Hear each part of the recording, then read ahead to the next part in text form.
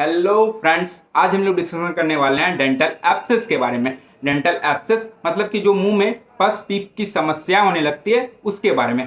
दरअसल होता यह है, जब हमारे मुंह में कहीं भी इन्फेक्शन होना स्टार्ट होता है, जैसे कि दांतों के जड़ों के नीचे जो पेरिडेडिकुलर एरिया है उसमें, या फिर दो दांतों के बीच में इन्फेक्शन हुआ है, तो फिर होता यह है कि कुछ टाइम के बाद वहाँ पर पस बनने लगता है। जब पस बनने लगता है तो हमारे जो मसूड़े होते हैं, जो हमारे गम्स होते हैं, उसके ऊपर थोड़ा सा फुंसी टाइप का छोटा सा रेडिश रंग का देखने को मिलता है। वो कॉमन फुंसी नहीं होता है जो हम लोग सोचते हैं कि छोटा सा फुंसी आता है कुछ टाइम के लिए फिर गायब हो जाता है। दरअसल होता यह है, जब हम लोग के जो इन्फेक्शन वाली जगह है वहाँ पर जब पस बहुत ज़्यादा बन जाता है, जब बहुत ज़्यादा बढ़ जाता है, तो फिर वो जो गम्स है, वो जो मसूड़ा है, उसके थ्रू बाहर आने लगता है। तो वही हम लोग को रेडिश रंग का फुंसी टाइप का देखने को मिलता है, जिसे हम लोग एब्सेस कहते हैं। आज हम लोग इसी के बारे में जानेंगे। और हाँ, अगर आपको भी ऐसा कुछ प्रॉब्लम है, तो अगर आपके मुंह से गंदी बदबू आ रही है कुछ खाने टाइम या बोलने टाइम, तो हो सकता है आपको ये प्रॉब्लम है। आज हम लोग इसके टाइप के बारे में जानेंगे कि मुंह में किस किस जगह देखने को मिलता है, और इसके काउजेज क्या क्या कारण हैं, और इसके ट्रीटमेंट क्या क्या इसके इलाज होते हैं। आज हम लोग सब चीज़ इसी वीडियो में जानेंगे। अगर आपको भी ऐसा कुछ प्रॉब्लम है तो बने रहिए हमारे साथ। चलिए शुरू करते हैं।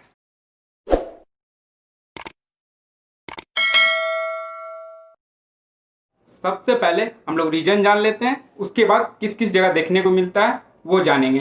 तो सबसे पहला कारण होता है सिस्टेमिक का प्रॉब्लम, दूसरा होता है डेंटल प्रॉब्लम। तो सिस्टेमिक प्रॉब्लम में होता है कि आपका ह्यूमिडिटी कमजोर है, या फिर आप डायबिटीज के पेशेंट हैं, या फिर बहुत ज़्यादा कार्बोहाइड्रेट इंटेक ले रहे हैं, शुगर बहुत ज़्यादा खा रहे हैं, तो इसके कारण भी देखने को मिलता है। और डेंटल प्रॉब्लम तो हम लोग अभी आगे देखेंगे। चलिए शुरू करते हैं। चलिए अब हम लोग वन बाय वन एब्सेस के बारे में समझ लेते हैं। तो सबसे पहला और कॉमन एब्सेस होता है पेरी एपिकल एब्सेस।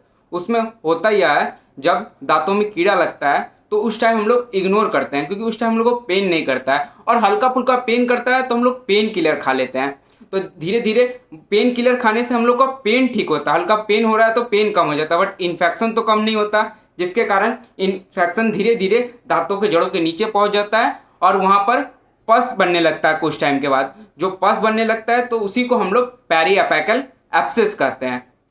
सेकंड होता है जिंजाइवल एब्सेस। जिंजाइवल एब्सेस में जो हम लोग को व्हाइट पोर्शन होता है, जो क्राउन पोर्शन, ये वाला पोर्शन जो होता है जहाँ पर खत्म होता है, जहाँ से गम्स स्टार्ट होता है, जहाँ से मसूड़े स्टार्ट होते हैं, वहाँ पर इन्फेक्शन हो जाता है। वहाँ पर पस पीप की समस्याएं, जो वहाँ पर मसूड़ा जहाँ से स्टार्ट हुआ वहाँ से पस पीप की समस्याएं देखने को मिलता है। दरअसल उसमें होता यह है, जब हम लोग अच्छे से ओरल हाइजीन मेंटेन नहीं करते हैं, हम लोग को लगता है कि ओरल हाइजीन मेंटेन कर रहे हैं, बट ओरल हाइजीन अच्छे से मेंटेन नहीं कर पाते हैं, क्योंकि हम लोग दिन भर कुछ ना कुछ खाते रहते हैं और अच्छे से मुंह साफ नहीं रख पाते हैं। हम लोग को लगता है सुबह ब्रशिंग कर लिए और हम लोग का काम खत्म हो गया, बट ऐसा नहीं है।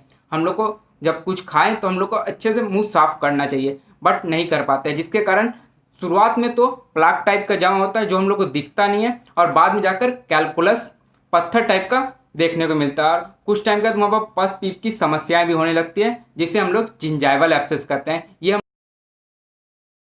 जब जिंजाइवल एब्सेस में इग्नोर करते हैं बहुत ही ज़्यादा, तो फिर ये एब्सेस देखने को मिलता है पेरियोडेंटल एब्सेस। ये तीसरा एब्सेस है। ये दो दांतों के बीच में, जो दो दांत के जो जड़ हैं, जो रूट हैं, उसके बीच में ये एब्सेस देखने को मिलता है। वहाँ पर भी पस पीप की समस्याएं देखने को मिलती है।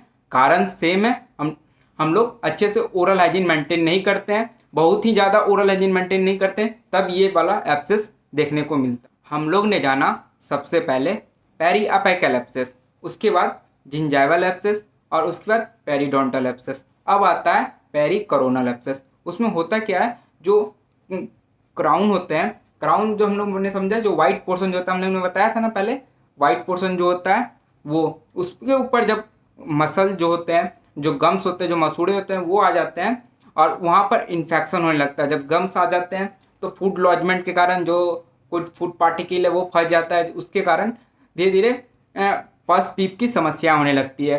तो उसके कारण भी वहाँ पर एब्सेस मतलब कि पस पीप की समस्या देखने को मिलती है। दरअसल ये होता है विजडम टूथ में। विजडम टूथ जो अकल का दांत होता है, जो थर्ड मोलर, जो सबसे लास्ट आता है, हम लोग जानते हैं 18 साल से 25 साल के उम्र के बीच में आता है।